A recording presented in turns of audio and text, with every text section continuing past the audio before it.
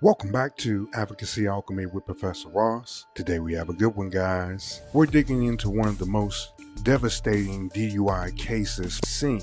A case that pushed a judge to impose, a lengthy prison sentence so severe it made headlines across the state. This is the story of Jennifer Carvajal, a woman who already had been convicted before of DUI manslaughter. She got out, got a second chance, then she did it again. This time, the victim, her own family member, her cousin. This time, the court didn't hold back. With that, let's jump in. A car that was caught on camera flying into the air before crashing into a car dealership has died. Troopers say a sergeant clocked 24-year-old Jennifer Carvajal going 111 miles an hour on I-4 near Mango, pushing through an FDOT fence into that car dealership at Gator Ford. During the crash, 2 passengers were thrown from the car. They are seriously hurt, and another was rushed to the hospital where he later died. Carvajal, who troopers say was the only person in the car wearing a seatbelt, suffered just minor injuries.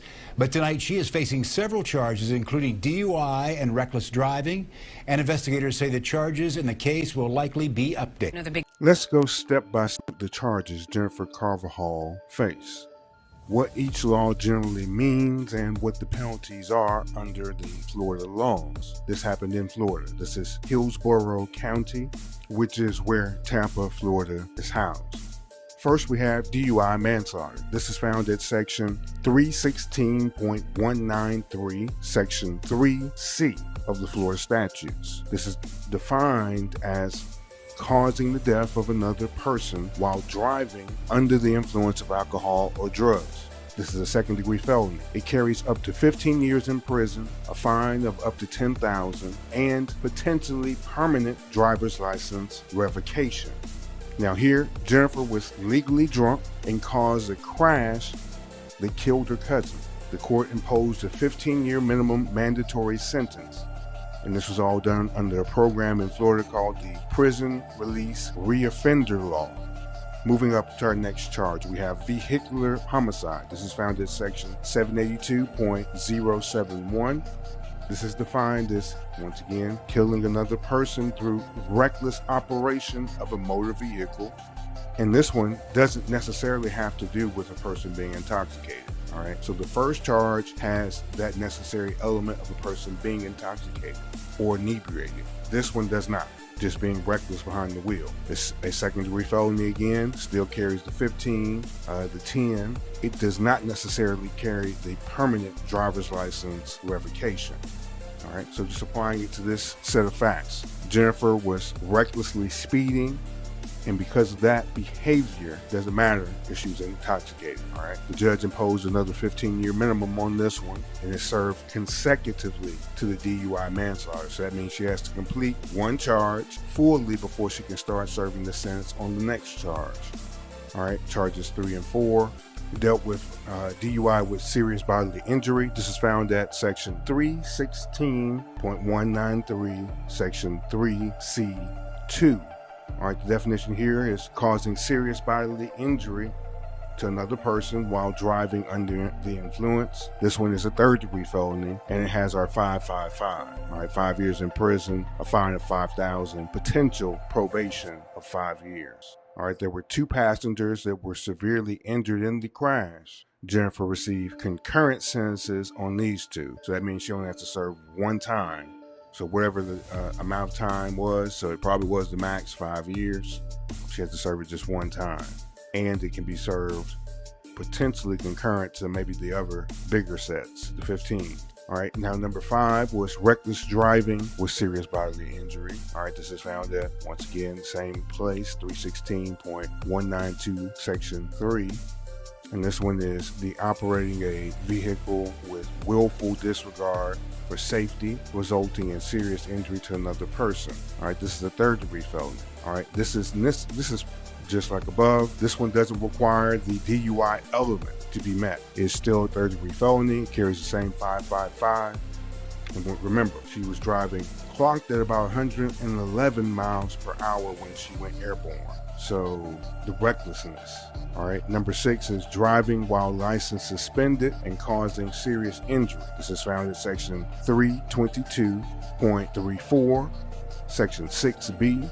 And this is defined as driving with the suspended license. All right. That's the first part of that. And here's our second element, causing death or serious injury during that time. This is a third-degree felony. It's going to carry that 5 years in prison, $5,000 charge. She probably isn't going to get any probation because she has all these others. There's probably chances of probation are over for her forever. Jennifer's license was suspended due to her prior DUI manslaughter conviction that made her ineligible to drive. Hence why she wanted to ask certain people in the car who survived if they would please say they were driving. All right, number 7, DUI, second conviction. This is found at 316.193, section 1. And our DUI is defined as saying operating a vehicle while under the influence and having a prior DUI conviction on record. All right, this is a first-degree misdemeanor. It carries the 111, which is 1 year in jail, $1,000, potential 1 year of probation. This one also has a mandatory DUI school you have to go to. All right, obviously, she already served time once. She went to prison for like maybe 4 or 5 years previously, back in 2014 when she was convicted the first time at 16. I have her documents all below for this case and the old case. Now, the old case has like 1,000 documents, so they're not all downloaded there. I just have the summary page, but I can teach you how to go find those documents too on these different people. Let me know. All right, moving up, we have DUI with property damage or personal injury. This is found in section 316.193, section 3C1. This definition is causing injury or property damage while operating a vehicle and being under the influence. First degree misdemeanor, 111 is the penalty for this one. And just understand this charge, it captures basically the overall damage that's been caused because she crashed into a car dealership. There's other cars there that she went airborne into. Now, also, if you look at the documents, this one was resolved with just time served. I'll probably pop it up on the screen right here. All right, total prison term, she has to do about 67 years. Her license will be permanently revoked. She has some fines and costs to pay on, $12,600. All right, next let's go into the evidentiary standards. Now, in the law, we strengthen the evidence using 6 levels. Let's walk through them and I'll show you how they apply here. First, we have mere suspicion. Now, this is simply a gut feeling. You know, when something doesn't feel right, but you don't really have any concrete proof just yet. An officer may suspect Jennifer had been drinking because of the time of night, but without more, it's not enough for a stop. Moving up, reasonable suspicion. Now, this is when the police or the government have specific facts that would lead a reasonable officer to believe that criminal activity may be happening. Now, when Jennifer clocked at 111 miles per hour, all right, police have a valid reason to stop her vehicle at that time.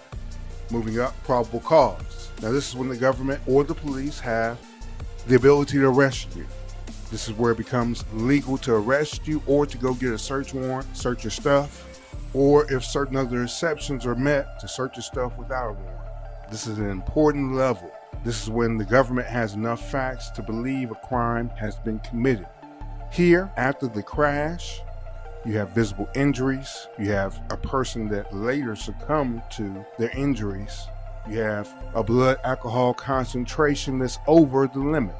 Probable cause is overwhelmingly met here. All right, moving up a level, we have preponderance of the evidence. Now, this is where people can go to court and sue each other for money. Civil cases use this standard. It means more likely than not, and it requires that you have 51% of the evidence in your favor to win this type of case.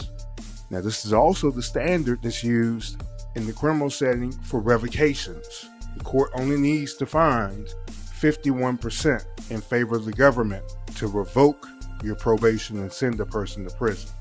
Here, the new DUI clearly crossed the line and that gave 51%, and that allowed the courts to revoke her for 15 years on her first DUI manslaughter back in 2014. Moving up a level, we have clear and convincing evidence. Now, this is a higher standard that's used when important rights are at stake. So this is in between a straight civil case and the criminal standard. This is used in cases like if a person is going to be committed for mental instability or mental health, child custody cases when a child is going to be petitioned to move into the other parent's home or the home of another third party who isn't the parents at all. It's also used in administrative hearings for certain license bans and things of that nature. Here at sentencing, Jennifer's record, her manipulation attempt, and the repeated nature of her offenses, they would meet the burden of clear and convincing evidence that she wasn't just careless, but she was a danger. All right, this is also the standard that prosecutors have to meet when they seek certain enhancements. This level requires that a person meet the burden of about 75% of the evidence. So they need about 75% of the evidence in their favor. And this level usually means that it's highly likely that your claim is true.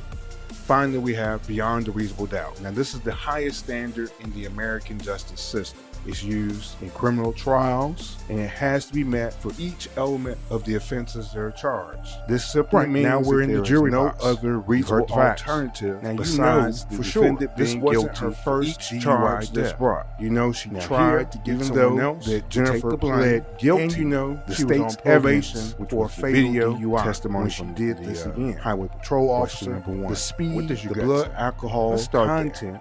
Is all this that someone who would have easily deserves satisfied this leniency? burden? Or is this All right, someone next is who's moving to the proven jury twice perspective. Let's she's imagine not if we safe were to be on behind that the jury. wheel of a case Let me just ask like you this? this. Secondary question. If her sentencing was handled by your jury, would you have given 67 years? Understand that trials happen in two phases. You have the guilt or innocence phase, and you have the sentencing phase. So a jury goes back specifically just talking about what the punishment's going to be, and they can deliberate on that issue for just as long as they deliberate on whether a person is innocent or guilty. This phase usually goes much quicker because people usually wrestle with whether a person is guilty. Now, I have seen personally on numerous occasions, juries can bring back numbers that you will never think, and reasoning, and it's simply a toss-up. It's a coin flip. All right? Drop your verdict in the comments below. Be honest.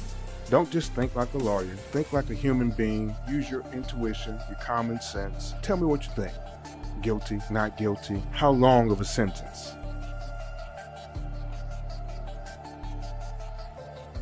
Jennifer Carvajal has a heartbreaking story. And it's not because of what happened, but it's because she was given a second chance and it was squandered. This wasn't just another DUI. This is a repeat offense. That's the only reason we have this case here today, because I want to talk about repeat offenses. Here, a family destroyed and a judge that was pushed to the limit. We all want to believe people can change. But what happens when they don't? When they prove that they won't? I think at that time, the law has to step in. Use your judgment. Never get behind the wheel if you're too impaired to drive. Always listen to your intuition because it just might save your life. Remember, this is Advocacy Alchemy and I am Professor Ross. I'll see you tomorrow. Have a great day. Be safe out there.